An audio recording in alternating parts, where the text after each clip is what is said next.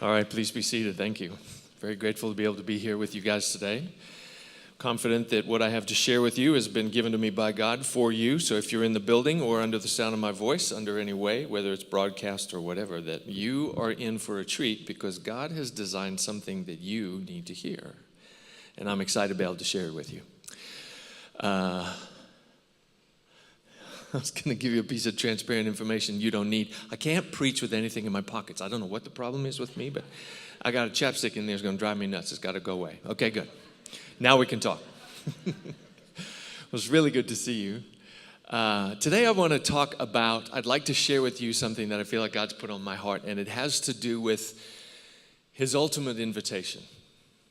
And the invitation from God is really toward intimacy with Him. It's a face-to-face, not to creep you out, but eyeball-to-eyeball conversation with the living God. That is the invitation that is in front of you and I today. And I'd like to explore it with you through Scripture and to tell some stories.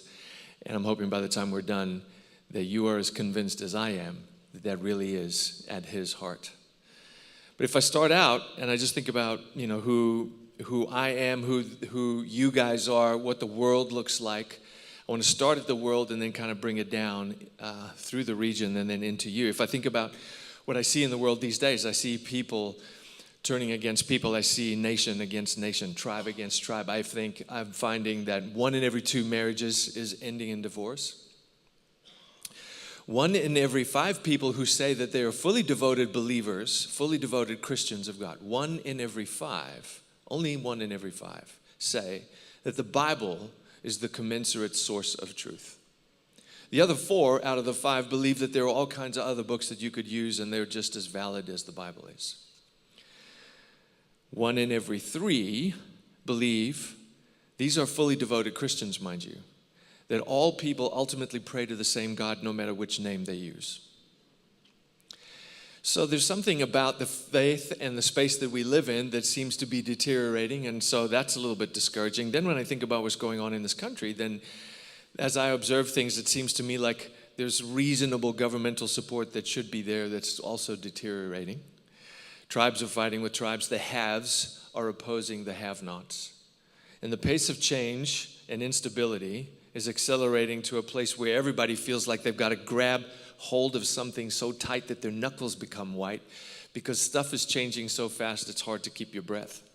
And then in our lives, the idea of gender selection is actually a thing today. As little as 5 years ago, you couldn't even put those 2 words together and have somebody look at you like, you'd lost your mind. Those 2 words don't go together.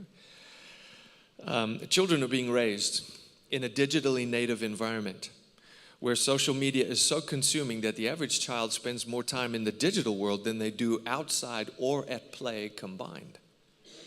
These same kids are 6 times more likely to embrace Marxist socialism than their grandparents were. That's another way of saying Russian communism. Ethnic and racial tensions still divide. Organized religion is in decline. Look, let's just face it, okay? There's a lot of stuff that can make you sad. Kind of make you freak out a little bit, kind of make you wonder, like, could the whole world just please stop for a second? Because I just need things to calm down so I can catch my breath. Kind of white knuckle that whole thing. It's scary, and there's a lot of insecurity about it all. The combination of these things, I think, could leave a person wondering, what does my tomorrow look like?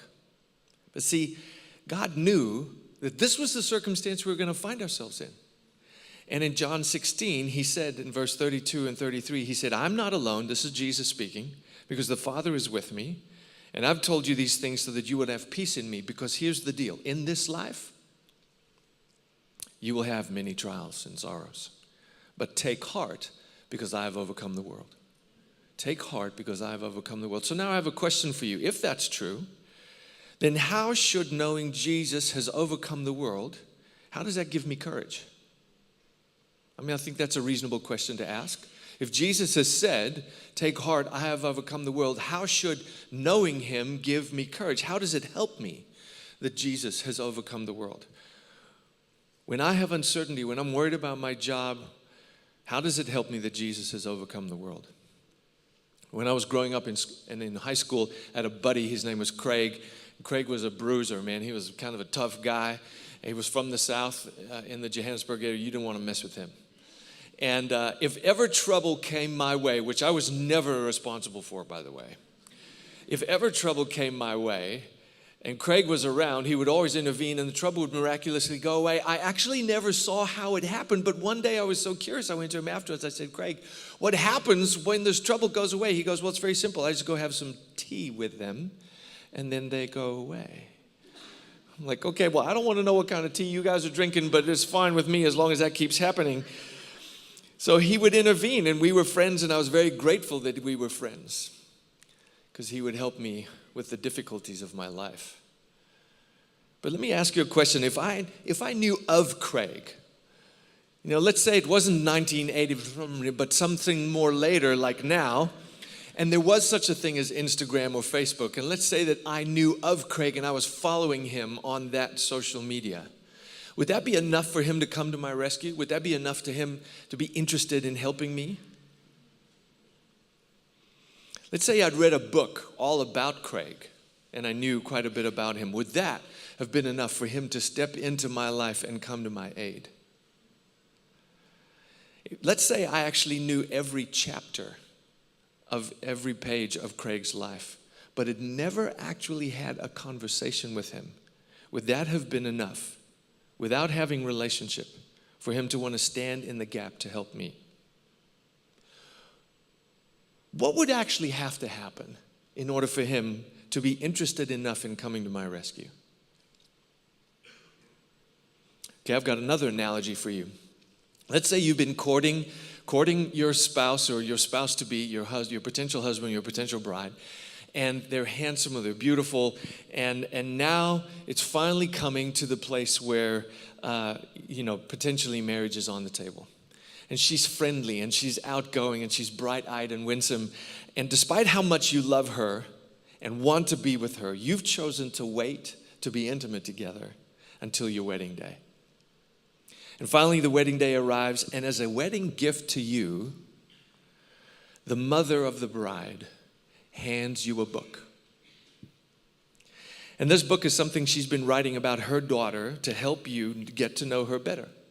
It's filled with all kinds of stories about her daughter that help you know why she loves and the way that she thinks and the stuff that she likes and how she likes to love. All kinds of information. And finally, the wedding day arrives and the ceremony drags on, and it seems to take forever because all you want to do is finally get alone with her without the constraints of time or self-imposed restraint. There's no need to get her home by 10:30 because you're still dating. You can now just stay and there's no constraints. And as that time has finally showed up where the two of you can finally share your hearts with each other and let the intimacy and the desires of your lives run their complete course and really get to know each other intimately, you come to the end of the day and the two of you have sort of finally finished all of your chores and you flop into bed together because you're exhausted and you're lying next to each other and your voice dies down to a whisper because that's appropriate as you lie next to one another. And you're taking your time to get to know each other because you can and there's no constraints anymore. And so you slowly roll over to her and you reach for her book. And you open it up and you start to read all about her while she's lying right there next to you, wondering what you are doing and wondering why being right next to you is not enough. And by chapter 2, you find some really interesting nugget about her and you turn over to tell her this powerful piece of information you just discovered, only to see her staring at you like you have missed the whole point. See, knowing about somebody is very different than the intimacy of actually having a relationship with somebody where you're engaging them directly. That is God's plan for you and I. Knowledge about a friend is worth something, but it pales in comparison to actually intimately knowing that friend and being able to have conversation with them every day. This is the design that God has made for you and I. It's not to spend all of our time reading about him, but to put the book down and stare at him face to face and have the conversation, because it's in that place that you can build a relationship with the living God. He is the only one. There's this wonderful example of this in 1 Samuel chapter 3 that I'd like to read to you. And so let's just follow along here if you would with me. I want to set up the story. So Elkanah is the man, he's married to Hannah, his wife, and Hannah has not been able to have any kids. And for years they've been going to the temple and praying and asking God, Lord, would you open her womb? And finally God agrees. And she says, Lord, if you'll give me a son, I will dedicate him to you and to the work of God. And so she bears a son. She calls him Samuel. And when he's old enough, she takes him to the temple and dedicates him to the Lord and leaves him with the temple priest. His name is Eli. And so this is where we pick up in verse 1 from chapter 3. Now the boy Samuel ministered to the Lord before Eli. And what that means is Samuel would have been trained in the ways and the rituals and the habits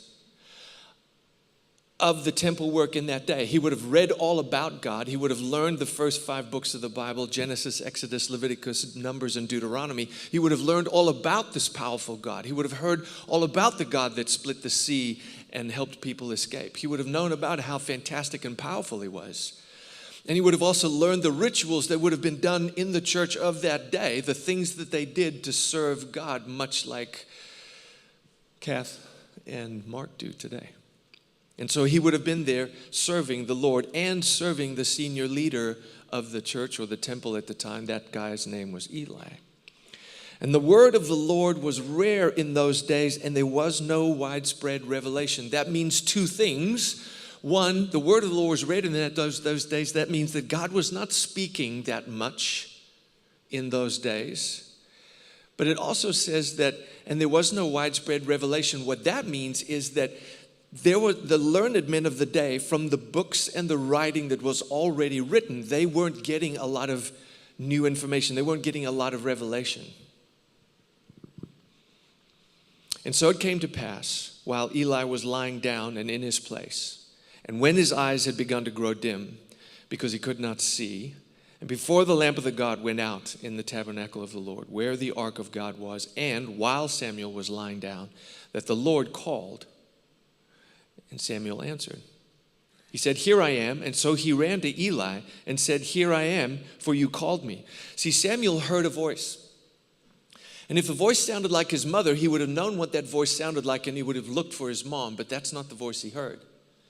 If the voice sounded like his friends, the 2 brothers, or his kind of brothers-in-law, the sons of Eli, he would have known their voices because he grew up with them, and he would have known how to respond to them. He would have gone to them. But he didn't hear that voice. The only voice he heard was God's voice, and he'd never heard that voice before.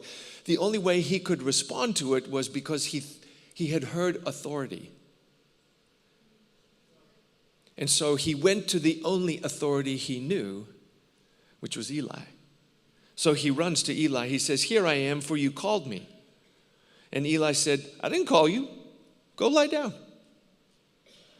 And so he went and lay down again, and the Lord called yet again, "Samuel." So Samuel arose, and he went to Eli and said, "Here I am, for you called me."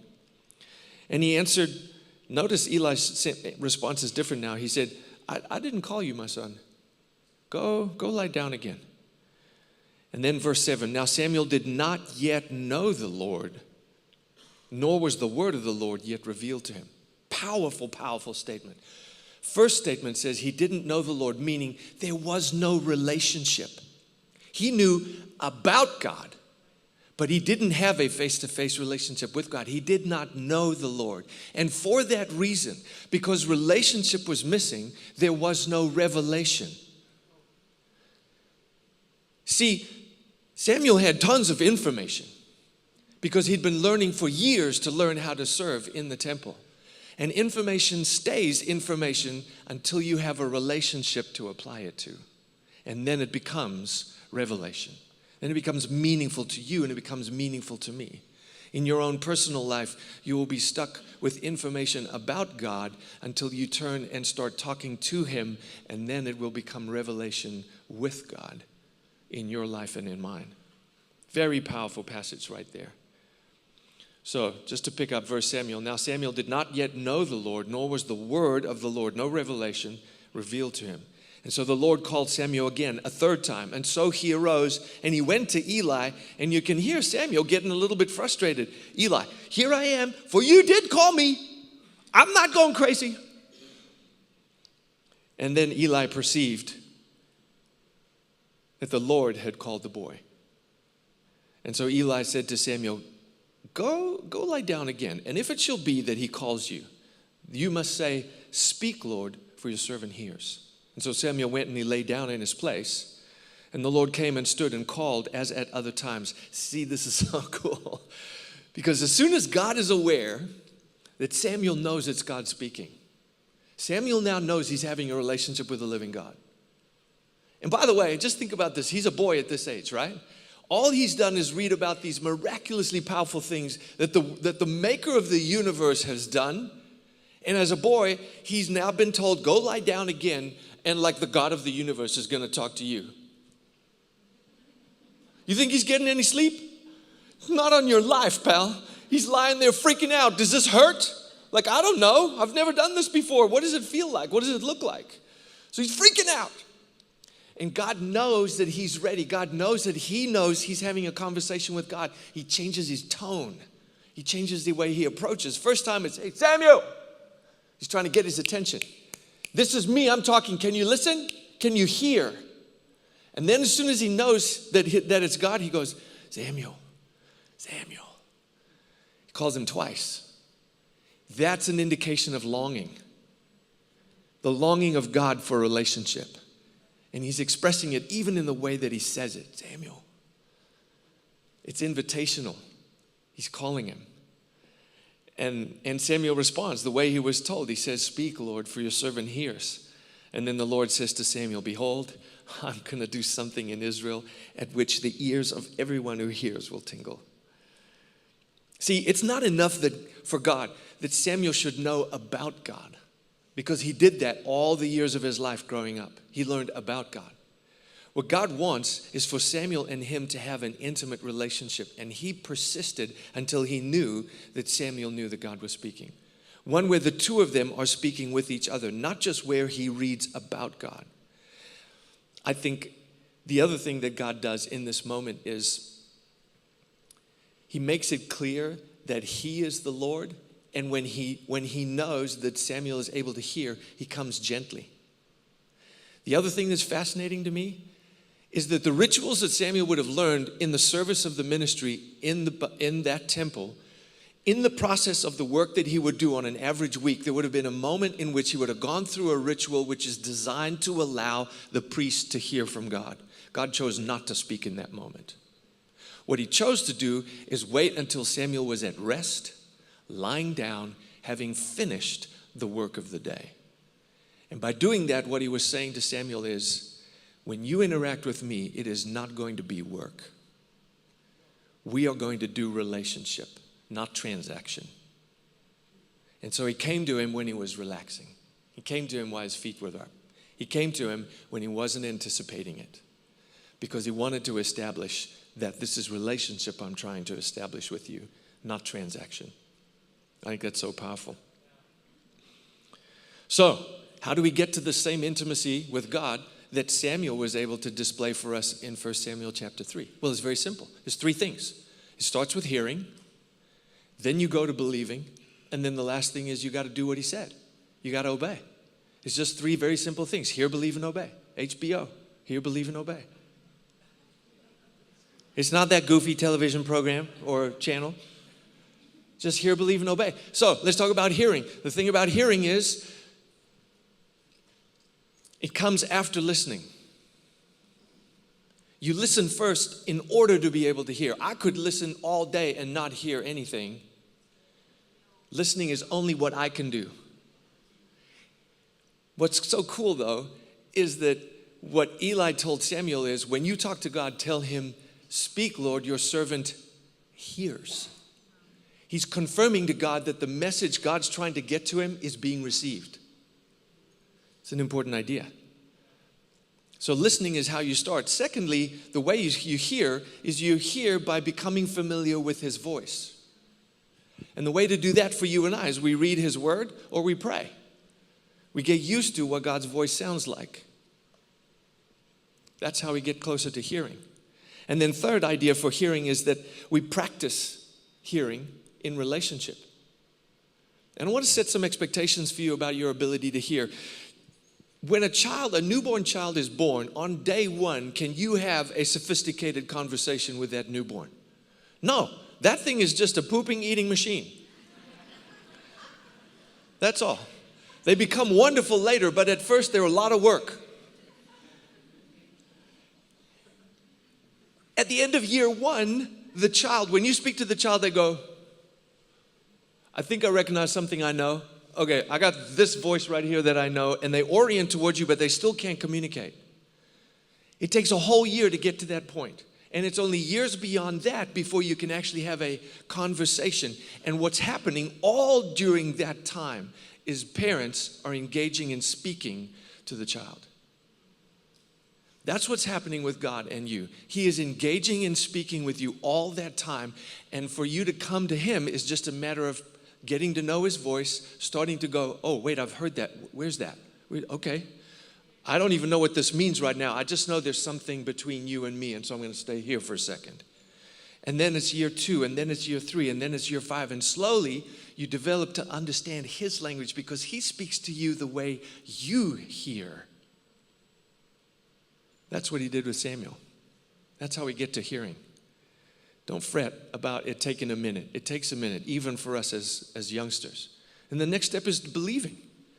If I hear from God, I got to decide, I've heard something from God. Was that him? Or was that last night's mustard sandwich? I don't know. What am I got to come to some place where I can believe that it really was him.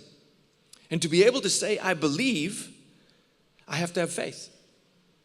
You don't say, I believe if there's no faith involved. If there was a curtain here and a chair on the other side, and I pull the curtain back and I see the chair and the curtain goes closed again, someone says to me, do you believe there's a chair on the other side? I can say, no, I don't have to believe that. I know it's there. I just saw it. There's no faith required. But if I show up, I walk in on this side and there's a curtain over here and a random stranger comes to me and says, do you think there's a chair on the other side? And he says to me, you should know I've put a chair on the other side. I haven't seen it. I have to have some faith to believe that that's actually true. Believing requires faith. See, if Samuel saw God when God called him, he would know that it was God who was speaking. But he didn't, so he knew that it was faith that was required. So, step 1 in believing is this. You probably need an Eli to know that you've heard from God. See, because every time God called Samuel, he heard the voice of authority and then he ran to that authority to confirm, did you call me? And it was Eli who ultimately said, oh, wait a minute. So yeah, God's talking to you now. So we're built this way. We're built so that we should hear from God, but then we're built to be able to collaborate with each other and go, hey bro, this is what I think I'm hearing from God. What do you think? Am I hearing God? And they can go, yeah, I think you're hearing God. And then I can go back with even more confidence to go, okay, it's not the mustard. It's awesome. I heard from him. I'm good. But you have to have faith if you're going to believe. And see, the thing about faith though, God says this in Hebrews 11:6. Without faith, it's actually impossible to please him. So he set it up so that we have to use the thing that makes him happy. You got to have some faith if you're going to believe. And then how do you get to faith? See, step 1. You got to hear. So we go right back to the first step. Faith comes by hearing. This is Romans 10:17. Faith comes by hearing and hearing God speak.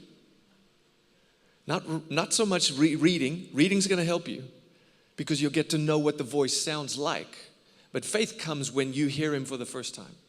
And you're like, oh, well, wait a minute, everything's different now. And then all that's left is to do what you've heard. If God's given you some instruction, all that's left is, are you going to act on what God's given you? He said, once Samuel had heard what God gave him, he completely acted on what he was told. And then amazing things came out from that. See, James 2, verse 17 says that faith without works is dead. So here's what I want to tell you. If you've come so far as to hear God, and you have the confidence to really know that this is Him and you can believe it, if you choose not to do something with what He's given you, the thing you have heard will die. Because faith without works is dead. And so the clarity, the instruction, the unique insight, the wisdom, the way to get around this problem will be of no value to you because you've chosen not to act on the clarity that the Maker of the universe has offered you in that moment. Faith without works is dead. Some of these are some Old Testament scriptures. I think they're valuable. There's even New Testament references. Jesus himself said concerning the people who were following him, he said, "My sheep hear my voice." He didn't say they listen. He said they hear. He knew that they were on the receiving end and could orient themselves to wherever that voice came from, and they knew who it was. Then he goes on to say, "And I know them." You can't get to knowing without interaction and without relationship. Jesus said, "I know them." And then the final thing he said was, "And they follow." They do. They act. They obey. This isn't about a dictatorship where you have to be slaves that blindly follow something you don't understand. This is about relationship. God is the God of Abraham, Isaac, and Jacob is the only one who is inviting you and I to a face-to-face relationship that is so impactful to God that if you have a compelling case, He literally will change His mind. What kind of a God does that?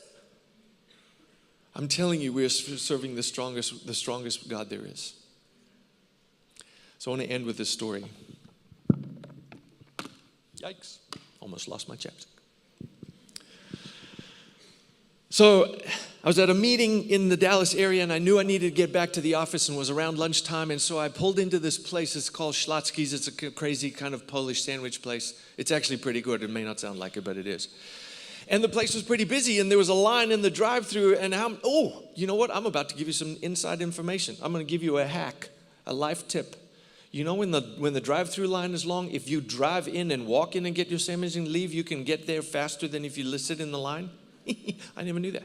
Okay, so I pull in and I run inside and I know I've got to go because I'm late. So I'm planning to get the sandwich to go and then take off again. And I get to the counter and I give my order and the lady says, "For here or to go?" And I hear myself say, "For here." I'm like, "What? No, I got to go. What am I? It's fine. Just give me the sandwich. It's fine. It's fine." So I get the sandwich and I go sit down and I get something to drink and it's a full restaurant. Now the restaurant's not very big, but there's tables of 2, tables of 1, tables of 4, and it's pretty packed. And the only spot I've got is kind of in the back over there, so I've got my back against the wall and I'm sitting by myself and literally my table is like the size of this bistro table right now. So I got my sandwich out and my drink and I'm drinking and I see that there's these 2 ladies sitting over here and I said to God, "Lord, just in conversation, just as casually as I'm saying it to you now, Lord, what do you have to tell me about those 2 ladies?" By the way, you should be very careful if you ask God a casual question like that. Because He starts downloading for me all kinds of stuff about these 2 women. 20% of it is for this one lady. 80% of it is for this other lady. And I thought, oh, man, Lord, that's some hard stuff. Wow. And so I feel compelled, like I'm going to pray. So I start praying for them. And He says, "Oh, Allan, that's so good. I like that you're doing that. But really what I want you to do is get up and go over there and tell them what I just told you." I'm like, okay, whoa. Well, I was good with the sandwich thing and, me and you like tight, you tell me things, I'll keep your secrets, it's all good. But I'm not, go over there? No way. I don't know about that. So now I'm freaking out because I heard Him for sure, I know. And I was totally ready to believe that it was Him because I was already praying about it. So I know I'm good with that. But now he wants me to do something. I'm like, well, you stepped over a line or something. I don't know. So now where I was in a rush, now I suddenly decide, okay, God, you know what? If they're still here when I'm done eating my sandwich, then I will go over there and share with them what you've told me. Nibble. Nibble. I'm slow walking that thing, man, as slow as you can go, right? And God leans over and he goes, hey, just so you know, I got all day. Come on. So I finally get through my sandwich. I have no other excuses. I got to go over there. And I'm freaking out, right? And this place is packed, man. This place, I mean, it's full. There's everybody. And even to walk over there, I've got to go, excuse me, I'm sorry. And if I lean over and go to talk to them, I'm going to moon the couple that are right behind me. Like there's no nice way to do it. So I got to go over there. And so, hi, ladies, excuse me. So I'm literally kneeling down next to their table, okay? Now just imagine the scene, right? You and your girlfriend have gone to a restaurant. You're having a quiet information, like one of you's been teary a little bit. There's some intimate conversation happening. And a random stranger walks up to you, goes down on one knee and says, I have a message from God for you. Okay, you're going to file that in some kind of a box, okay? That's... And I start telling the one lady, the 20% lady, all the information I have for her, and I kind of given her the thing. She goes, And then I turn to the other lady and I start telling her, listen, this guy that you're seeing right now is abusive to you and you do not need to stay with him. God sees it. It's not his will for you and you don't have to put up with it. Furthermore, the man that is going to treat you like the queen that you are is actually ready. And all that stands between you and getting this guy is letting go of the good that's in the way of God's best for you right now. Now she's bawling. I mean, not just like a little bit, but big, sloppy, wet tears. And and her friend is over there going, I told you, get her, do more of that. I told you. And I'm like, could you calm down? I don't need to make a big scene in the restaurant. I don't need anybody else coming over going, hey, what's happening over here? And I got to give them what God has given me, and then I'm trying to get out of there, right? Because just now they're going to ask me about lottery numbers. I don't have lottery numbers for you. I got what God gave me, and then I got to give it to you, then I got to go. So I finally get finished, and I run out of there. I'm so excited to be gone because it's finished. Yay, God. But I'm freaking out. My hands are shaking. I start the car, I peel out of there. I might have broke the speed limit going back to the office. But I was so excited because God used me.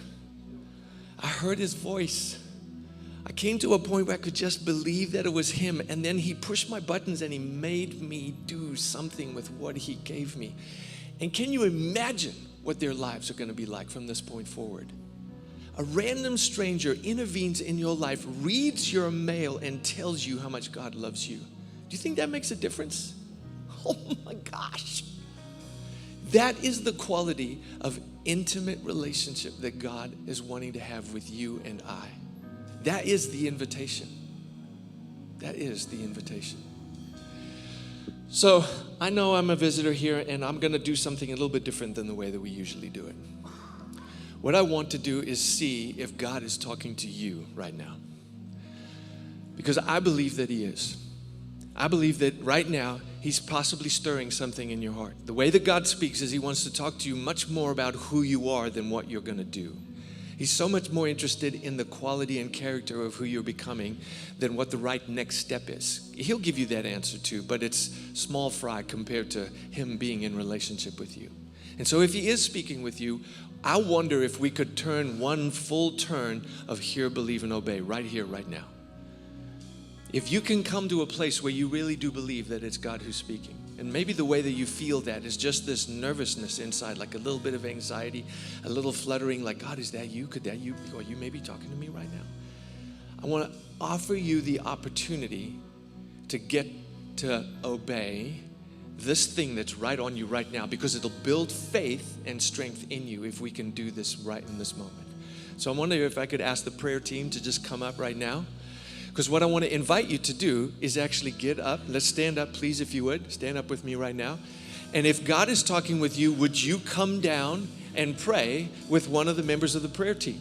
It's a way for you to behave. It's a way for you to act on what God is placing right in front of you right in this minute. You can come at any time. You're not going to disturb me. We want to be able to pray with you as the opportunity presents. If God is putting something on your heart and you want to pray, you might say, man, I don't even know if this is God. Could you just pray with me? I want to learn to hear Him more. You might say, God, I have questions about my career. Could you talk to me about that? Anything that you might want to pray about, that you feel stirred about right now, there is faith in the room to hear what God is inviting you to. And so we're going to sing, and while we're singing, I'm inviting you, come on down, come for prayer. Let us join our faith with yours. And if that is not a need of yours in this moment, then would you join us in this final worship song? Come on, if you need prayer, come on, we want to join our faith with yours.